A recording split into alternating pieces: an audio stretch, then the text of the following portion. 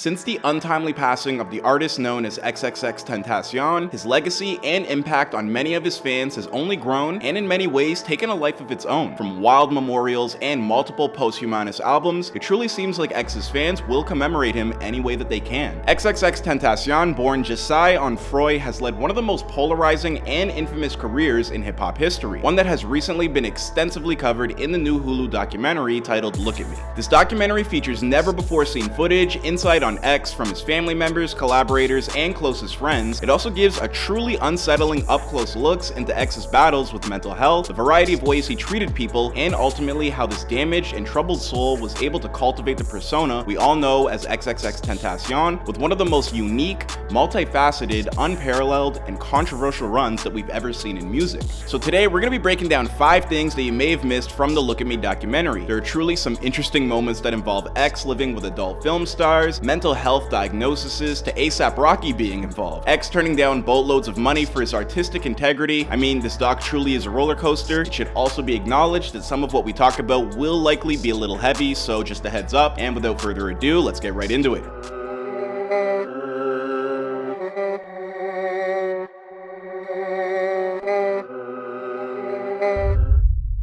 Now, there are a lot of emotional revelations and moments during the documentary, which we will get to in short time, but maybe one of the lighter moments was when it was revealed that while X was in jail, popularity began to skyrocket. With his mugshot now in circulation and reaching media tabloids, X was one of the biggest trending topics. What people may not know is that A$AP Rocky was a huge catalyst that sparked the whole movement of fans tweeting out hashtags saying free X, after A$AP jumped on social media to show his support for X.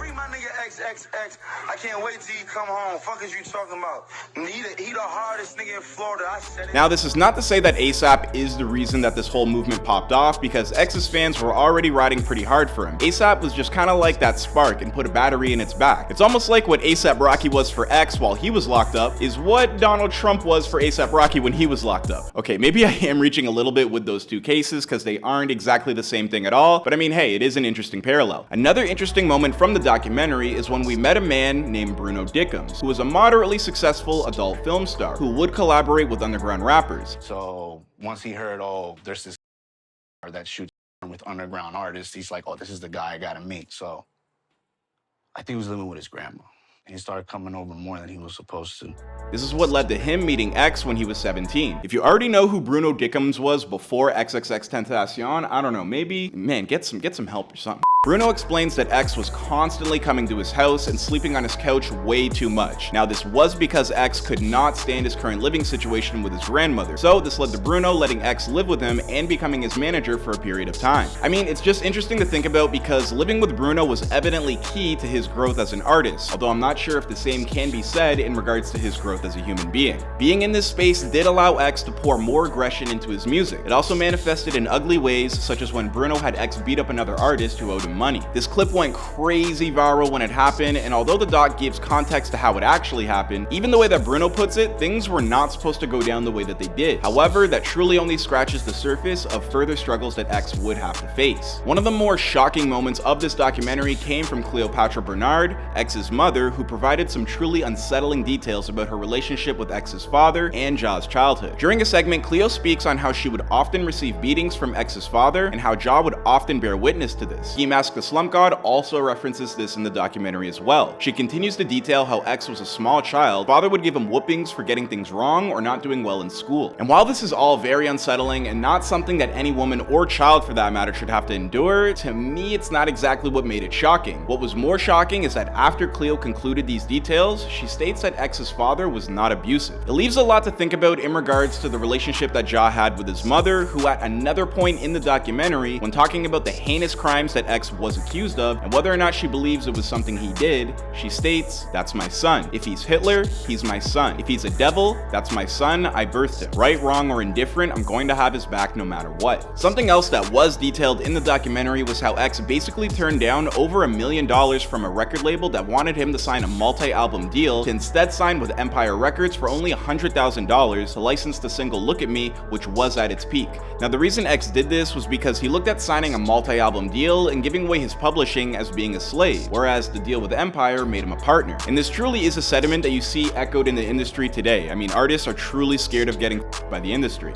Pardon my language. X's mother spoke on how he always looked at being independent and owning his own rights in publishing was very important to him. What's even more crazy about how this whole deal came, at least to me, is that it happened all while X was behind bars, and Look at Me was the most popular song out. Very Tupac, Lil Wayne-esque, being the most popular rapper in the world while being in jail. I mean, it's gotta be a wild feeling. Finally, and likely the biggest revelation from this documentary came in the first 20 minutes or so, when X's mother breaks down that at age 13, Ja was diagnosed with bipolar disorder, which by definition is a mental disorder that causes unusual shifts in mood, energy, activity levels, concentration, and the ability to carry out day-to-day tasks. Cleo further explains that she chose not to medicate Ja for his condition, as she stated she doesn't believe in giving kids drugs, and that isn't how they tackle that problem in her culture. Instead, she states that counseling and getting to the root of the problem was how she preferred to handle it. Of X's diagnosis somewhat connects the dots in how fans of his music gravitated towards his vulnerability in songs like Sad or Jocelyn Floors, which deal with very extreme feelings of depression and self-deletion. And having a mental disorder like bipolar can truly exacerbate those negative emotions, and this documentary really does give a raw look into just that.